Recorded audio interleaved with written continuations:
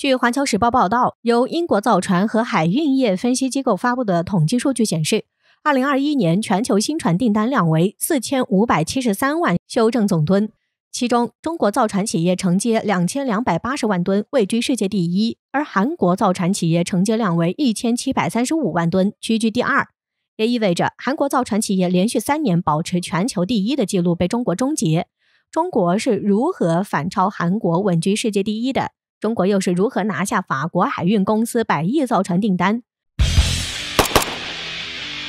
据了解，早在2015年的时候，韩国政府就动用了政府补贴的手段，为了对国内的造船企业进行扶持。于是在接下来的几年里，韩国造船企业确实也还发展得不错，从2018年到2022年，连续3年成为全球造船吨位最多的国家。随着英国公布的统计数据，韩国将不再享有一项荣誉。在当前全球的大环境下，即使在韩国政府补贴下，有着价格优势的韩国船企也将无法与中国船企相抗衡了。而中国这2年在高端造船业的突破，使得中国的整个造船业已经形成了全领域、全体系的造船能力。从去年下半年开始，我国的造船业开始迎头赶上，最终在年底完成了对韩国的赶超，做到世界第一的宝座，并且比韩国领先了10%的份额。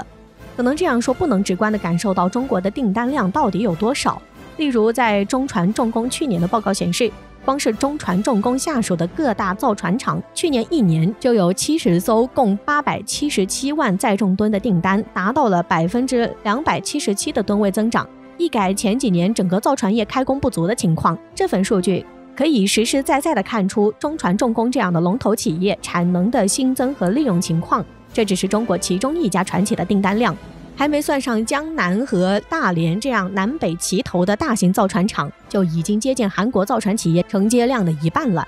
在去年8月份的时候，法国海运公司达菲海运集团最近与中国2家造船公司签署了建造意向书，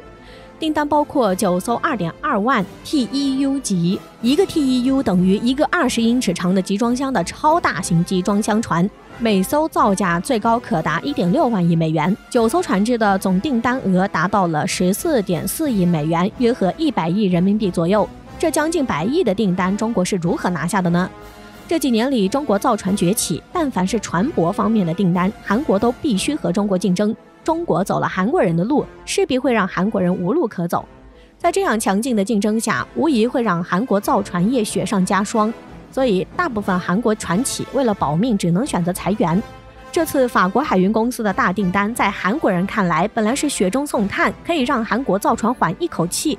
因为这次的船只要求同时具备传统廉价丙级锅炉油和环保燃料液化天然气驱动系统，属于双燃料系统的高附加价值船。此前在高附加价值船只领域，韩国一直是领先，所以韩国人自信地以为这笔订单早已是囊中之物。然而出人意料的是，中国竟然从韩国手里拿到了这笔订单，还在这种高附价值的船只订单上正面击败了韩国重工。中国崛起又让他们的造船备受打击，所以才会有恼羞成怒的韩国人说，韩国做不成造船业霸主，全怪中国。事实并非如此，相比于韩国企业，中国的船厂的优势更多。首先，中国船厂的造船性价比高、便宜，一艘船报价比韩国便宜了1500万美金呢，差不多打了9折，9艘船就将近上亿美元了。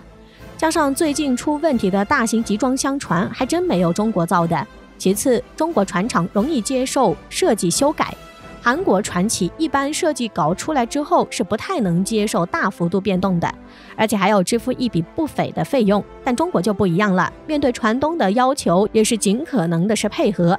最后，对于中国国有船厂而言，还有一大杀手锏，可以帮助融资。在外国金融企业纷纷退出造船业的时候，中国几大金融租赁公司则是看准时机，把握住了机会。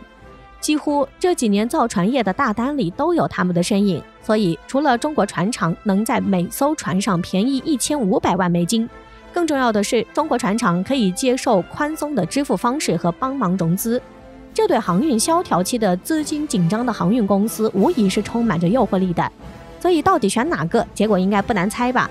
更值得一提的是，随着国际海运费用飙升，一船难求甚至一柜难求接连上演，同时也带火了产业链上游的造船行业。中国各大造船厂订单量暴增，江南造船、外高桥造船等船厂满负荷生产，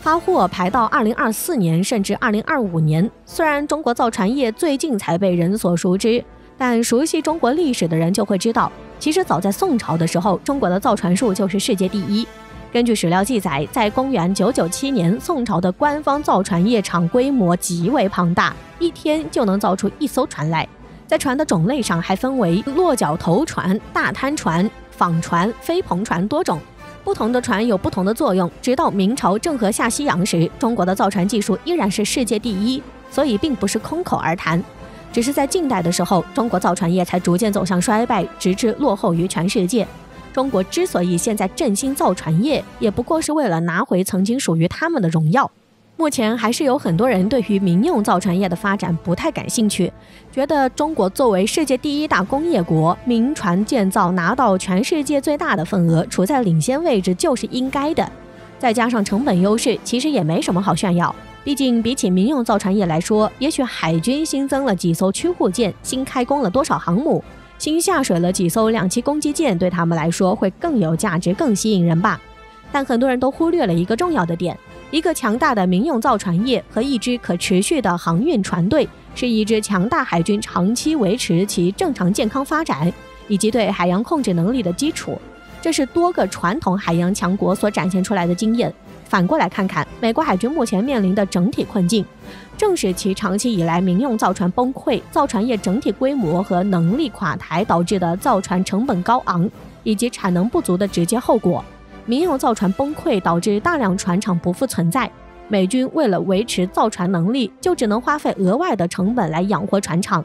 同时，没有民用订单的船厂也没有硬件更新能力。一旦海军有扩大造船需求的趋势，就只能自己掏钱扩建船厂。这两者共同导致了美国现在的造船成本居高不下，平均战舰建造成本就是中国的5倍以上。但是从研发能力到造船规模再到维护水平，都已经全面地落到了中国后面，只能靠着过去的存量优势来勉强维持几年的领先。